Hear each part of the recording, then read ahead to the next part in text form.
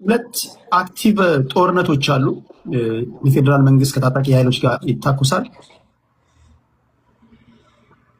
አለመዋጋት እንችላለን እኛ ኢትዮጵያውያን ወይም አለመዋጋት የምንችልባቸው እድሎች አሉ? ካሉስ እንዴት ነው ሊሆን የሚችለው? እስኪ እሱ ልትነግረን እንችላለን? እንዴ በጣም አለ። የኔን ንግግሮች ሰምተህ የምታውቅ ከሆነ ይሄ ጥያቄ ልታነሳብኝም አይገባም። አለመዋጋት በጣም ይቻላል። ፎር ኤኒ ሪዝን።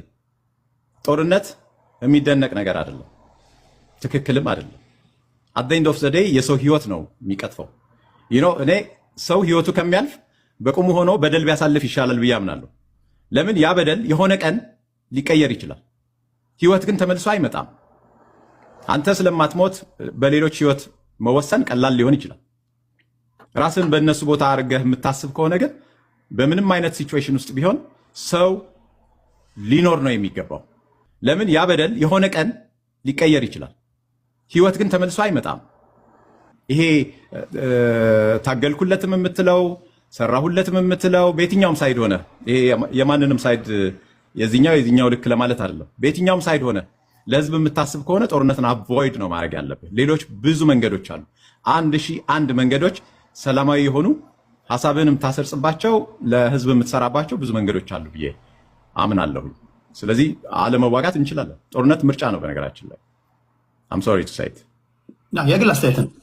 ተካድኩ የሚለው ኃይል አሁን እዚህ ላይ ቅድስቴም ተናግረውታል። ሌሎችም ሰዎች ምን ውል ነው ያለህ? ለመካድ ውልህን ማወቅ እኮ ነው የሚያስፈልገው። ባይዞ የአማራው ብሔርተኛና ፌክ ኢትዮጵያኒስቱ መሀል ብቻ ሳይሆን ከኦሮሞም ከሌሎችም ተካድኩ የሚል ብዙ ጊዜ እንሰማለን። ምንድን ነበረው ውላችሁ? የመጣው ለውጥ የሚመራው መንግስት ምን ውል ነው የገባላችሁና የተካዳችሁት? ወይስ እናንተ ኢማጂን ያደረጋችሁት የራሳችሁ አእምሯችሁ ላይ የሳላችሁት ውል አላችሁ? ኢትዮጵያን እናሻግራለን፣ መደመር፣ መሀል የሆነ ፖለቲካ ያላቸውን ነገሮች እንደምናየው እዛ ላይ ቆሞ ነው ያለው። አሁንም እሱን ነው የሚታትረው። ቅድም የዘረዘርኳቸው እናንተ አሁን የምትከሱት የአንድ ብሔር የምታደርጉት በራሱ ብሔር ውስጥ ጦርነት መጀመሪያ የተጀመረው እዛ ኦሮሚያ ውስጥ ነው። ግጭት የተነሳው ሌላ ተካድኩ ባይ ተነስቶበት ማለት ነው። ሁሉም እኔ ዘውረዋለሁ ይዘዋለሁ፣ ወይ በብሔር ወደ እኔ ይቀርባል፣ ወይ ኢትዮጵያ ስላለ ግዴታ የኔን ይሄ ሽፍንፍን ያለበት ብሔር ብሔረሰቦችን መብት የሚደፍቅ ነገር አብሮኝ ይሰራል ብሎ ያስባል። ወይም ደግሞ እኛ ስላሳደግነው አብሮን ስለኖረ በሪሞት ኮንትሮል እንቆጣጠረዋለን የሚላል። ከውጭም ከውስጥም የራሳቸውን ኢማጂኔሽን ነው ክደት ብሎ የሚያወራው ሰው። ስልጣን የኃይለ ሥላሴ ሲሆን ስዩመ እግዚአብሔር ዘላለማዊ፣ ደርግ ነው ጥርስን ያራግፍልሃል። የአብይ አህመድ ሲሆን ወድቆ የተገኘ ገንዘብ የሚሆነው ለምንድን ነው? እስክንድር መስቀል አደባባይን ሲያድስ ወጥቶ ብሎ የሚጮሃውን አዲስ ታይምስ እዚህ ጋር ጆሮአችንን የሚጠብሰን ታላቁ እስክንድር እያለ የታላቅነቱን ምክንያት አይገባኝም። እሱ ሌላ ነገር ነው፣ አይመለከተኝም። ፐርሰናል ደጋፊዎች ኦሮሞ ውስጥም አሉ፣ አማራ ውስጥም ሊኖሩ ይችላሉ። ለምንድን ነው የሱ ሲሆን ሁሉም ዘውረዋለሁ ባይ ሆነው? እኔ የማይገባኝ ነገር ማለት ነው። ሰውየው ይሰራል፣ ቆሞ ነው የሚያድረው። ሾፌር ሆኖ እኮ ዲፕሎማቶች ምን ሲል እኮ ስንቱን ሲያቀፍ ምን ሲል ለኢትዮጵያ እኔ እንግዲህ ሲታተር አየዋለሁ። ክፍተቶች ያሉበት የሰላም የህግ የበላይነት ላይ መንግስት ላይ ያሉ ክፍተቶች፣ ኢንስቲትዩሽናል የሚስተካከሉ ነገሮች፣ የዲሞክራሲ ማህደር አለ። ግን ሲሰራ ነው ማየው፣ ሲለፋ ነው ማየው። የሚኒሊክን ቤተመንግስት እንትን ሲል ነው፣ የኃይለ ሥላሴን ቤተመንግስት ነው፣ የገሌ ነው። ከአማራ የሚባል ከክልሎች ብትሉ ቤኒሻንጉል ላይ ያን የሚያክል ግድብ፣ ሶማሌ ክልል ላይ የማዳበሪያ ፋብሪካ፣ ለማንም ወደኋላ የሚል አይደለም። ምንድነው የሱን ስልጣን እንደዚህ ወድቆ የተገኘ ገንዘብ ያስመሰለበት? ሁሉም ውላለኝ ባይ ሆኖ በጣም ጥያቄ ስለሚሆንብኝ ተከዳው ባይ ነው ሁሉም። በቃ ናና በኔ እጅ ስር ትገባለህ ነው። እና አንዳርጋቸው ጽድቄ ነው ማን ነው ጽጌ ነው የሚባለው የኤርትራ እንትን ፌቨሪት የሆነ ሰው ሮድማፕ ጽፌለታለሁ ይላል። የኦሮሞ ይመጣና ሁለት መንግስት አለ ይልሃል። የዛኛው ይመጣና እኔ ነኝ የምዘውርህ ሪሞት ኮንትሮል ነኝ ይላል።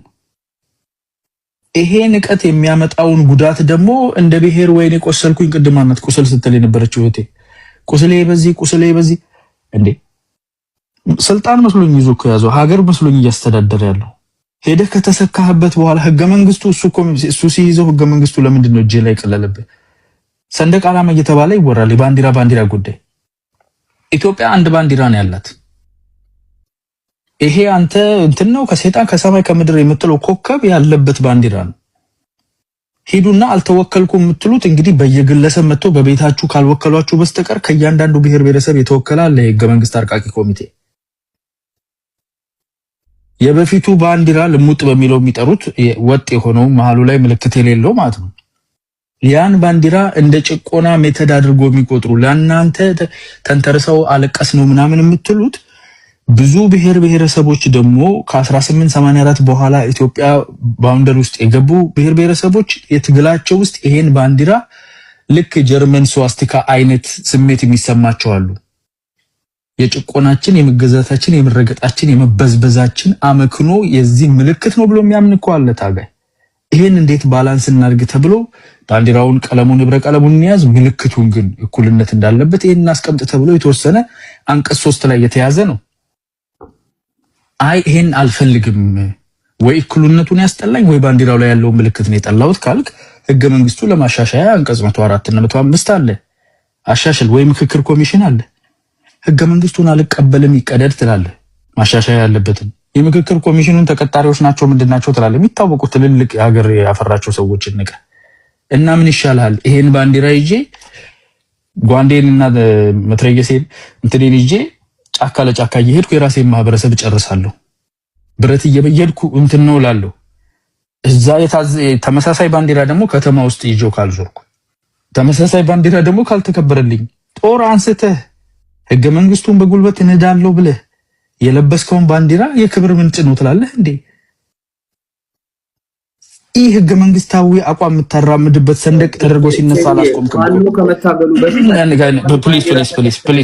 ፕሊዝ አዲስ አበባ ላይ ተከልክለናል። ለምንድን ነው አዲስ ታይምስ ውይይቱ የምታደፈርሰው? እንደዚህ አይነት ነገር እንደማይቻል ታውቃለህ። ይሄን ነገር ላስተካክለው። ኢንተራፕት አታርገው ፕሊዝ። ይህ ሀሳቡን ይጨርስበት። እንደዚህ አይነት ነገር እንደሌለ ታውቃለህ። ቀጥላያ ነው የማይቻል ነገር ነው። እንትን ይኸውልህ በአንድ በኩል ሁሉን ነው የምትፈልጉት። you can't have your cake and eat it too። ሽብርን በክልሉ ውስጥ የሚያስነሳ አካል ለብሶ ሲንቀሳቀስ ልቤ ጋለ ሞቀ ትላለህ። አኪላ ባይዘው ስለ ቅኔ ምናምን አንስቷል። ዶናልድ ቪንን አንስቶልህ ተናግሯል። ቅድም ወንድማችን ቅኔ የሚባለው ነገር ግልጽ ፊት ለፊት መሆን አለበት፣ ትሬሰብል መሆን አለበት። አሁን ቴዲ አፍሮ እኮ እንዲዘፈነ ምናምን አይደለም ያከራክረን። ይሄ አርት ሲወጣ ያለው ሪአክሽን ማህበረሰባችን ውስጥ ሚዲያ ላይ ምን አይነት መንፈስ እንደተቀመጠ በጣም ነው ደስ ያለኝ። ዛሬ ባይዘው ብዙ ሰው በግልጽ አይቶታል። ይሄ ተበሰበሰው ምናምን ሚልሞሶ በደንብ ጠርቶ እንዲህ ሲወጣ ጥሩ ነው። because አርቀን ነው ወደፊት መሄድ አለብን። አለባብሰው ቢያርሱ ባሪ የሚመለሱ ነው አይደል የሚባለው። ይሄን በኋላ ላይ ደግሞ ሆድ በጎመን ደልለን ጉልበታችን በዳገት እንዳይፈተንብን አሁኑኑ ማጥራቱ ጥሩ ነው። ብዙ ተመሳስለው እኩልነት የሚፈልጉ እኛ እኩል ኢትዮጵያውያኑ በእንትናቸው ስር ደግሞ ጋላ የሚሉን እንዳሉ እያየን ይሄንን ማጥራት አለብን። ይሄ የህዝቦች ትግል ነው። ይሄ ቀልድ አይደለም፣ ቃቃ አይደለም እየተጫወትን ያለ። ጠቅላይ ሚኒስትር አብይም መንግስታቸውም የሚያስተዳድሩት የብሔር ብሔረሰቦችና ህዝቦችን መብትና ነፃነት ሴንተር አድርጎ የሚንቀሳቀስ ህገ መንግስት ነው። ይሄን የሚንቅ ይሄን አፈርሳለሁ የሚል ይሄን እንዳለው የሚል አቋም በትጥቅም በሐሳብም እንፋለመዋለን። ይሄን ህገ መንግስት ጥሳለሁ ስትል አንቀጽ 3ን ጥሼ ኮከቡን አልፈልግም እኔ ይሄን ባንዲራ ነው ስትል ማለት ነው ይሄ ህገ መንግስታዊ ነው። በህገ መንግስታዊ ማሻሻያ ካስተካከል አይ በጋዛ ፍቃዴ ደስ ያለኝ ቀን አድርጌ ይሄ ነው ባንዲራ ካልክ ግን ይሄ ህገ መንግስታዊ ነው። ህገ መንግስቱን በጉልበት ለመሻር እየሞከርክ ነው ያለው። እንደ መፍትሄ ሰብስክራይብ የሚያደርግልህ ህገ መንግስቱ መከላከያ ሰራዊቱ አደብ ያስገዛሃል ነው የሚለው። የውስጥና የውጭ ጠላት ይላል። የውስጥ ጠላት ትሆናለህ አውቶማቲክሊ። አይ ይሄ ቫልዩ አደርገዋለሁ ወደዋለሁ የረጅም ጊዜ ታሪክ አለኝ ካልክ ተጠግተህ ራሱ ህገ መንግስቱ የማሻሻያ በር ከፍቶልሃል። ከህገ መንግስታዊ ማሻሻያ ውጪ የምክክር ሂደት ተጀምሯል። ተማምነህ ከሌሎች ብሔር ብሔረሰቦች ጋር ትቀይራለህ። ይሄ ድንፍት አንተ ኢትዮጵያዊነት አትነግረኝም ባንዲራ የዘላለም አንተን የምትል ከሆነ ግን ጠላት ነህ ማለት ነው። የብሔር ብሔረሰቦችና ህዝቦችን ስልጣንን ሉዓላዊነትና እኩልነታቸውን የምትጻረር ጠላት ነህ ማለት ነው። ጉራጌ መሆን፣ አማራ መሆን፣ ኦሮሞ መሆን ከዚያ አያድንም።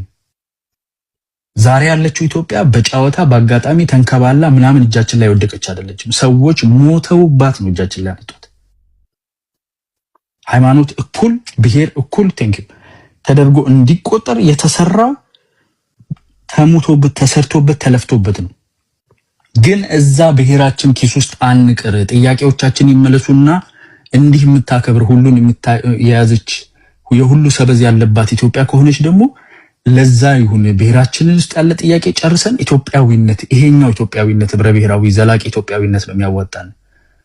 ይሄ የፉገራው ኢትዮጵያዊነት ሲያሻ አዲስ አበባ ሲያሻ ፌክ ኢትዮጵያኒስት ሲያሻ አማራ ናሽናሊስት የምትሆነው ሳይሆን ጥርት ያለው ይሄ ነው የሚሻለን። ወደዚህ እንምጣ ላይ አብረን እየሰራ ወደፊት ይሄን ነው አሁን እያየናችሁ ያለ ነው። ከፊት አብራችሁን ታወራላችሁ፣ በውስጥ ግን ሌላ ችግር አለባችሁ። ይሄን አጽዱ። ሚዲያ ላይ ቴዲ አፍሮ ነገ ዘፈን አወጣ ዛሬ ዘፈን it doesn't matter አሚን አርት ኢምፖርታንት ነው። ግን ይሄ አርት ገለጡ ትሩ ከለራችሁንና ይሄን ነው የመጨረሻ የምናገረው ነገር። የኦሮሞ ብልጽግና የሚባል ነገር አለ። የኦሮሞ የብልጽግና የኦሮሚያ ቢሮ አለ፣ የአማራ ቢሮ አለ። ኦሮሞ ብልጽግና የሚባል የለም። ብልጽግና ወጥ ፓርቲ ነው። ግን ለምን የኦሮሞ ብልጽግና እንደምትሉ እንረዳቸዋለን። አሁን ተግባብተናል። የኦሮሞ ብልጽግና ብላችሁ ጠቅላይ ሚኒስትር አብይ ጠላት ነው፣ ኦነግ ጠላት ነው፣ ጀዋር መሐመድ ጠላት ነው። ይሄ ሁሉ ጠላት የሆነው የሐሳቡ፣ የፖለቲካው፣ የአስተሳሰቡ ርቀት ሰፊ ሬንጅ ነው። ሁሉንም ጠላት የሚያደርገው ማንነቱ ነው።